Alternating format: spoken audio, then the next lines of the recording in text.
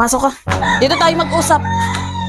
Yan ka na naman, Katerina. Ang dami-dami tao sa tinaanan natin. Nag-iiskandalo ka na naman yan. Ano ba naman? Paano hindi ako mag-iiskandalo? Ay, kitang-kita ko yung mata mo. Nakatitig ka doon sa babae maganda. Hindi yun ang tinitingnan ko. Ano ko ba? O so ano? Palabas mo ko sinungaling ngayon? Hirap naman ko. Sinungaling ako ngayon? Hindi.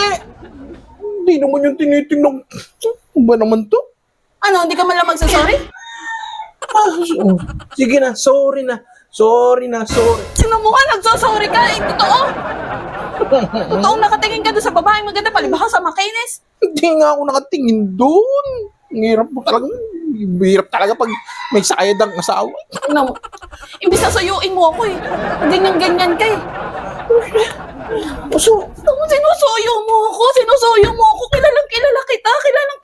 Ganyan na ganyan kapag may ginagawang hindi maganda. Ganyan na ganyan ka.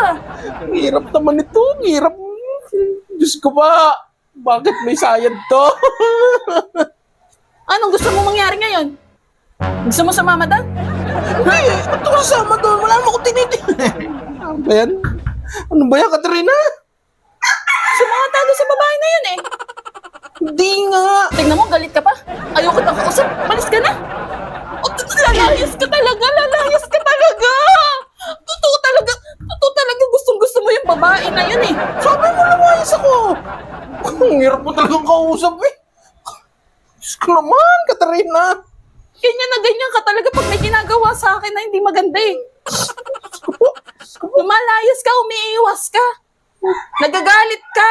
Ang hirap Pag mong, galit ako, galit ka din. ang hirap mong kausap. Tapos ngayon ako pinalalabas mo na mahirap kausap. Sabi mo mag-sorry ako kanina. Nag-sorry ako. Sabi mo totoo. Hindi naman totoo. Nung ayaw mo ako kausap, aalis ako. Sabi mo. Diyos ko naman. Ano ba to? Talaga sumasagot ka ngayon. Umalit ako na.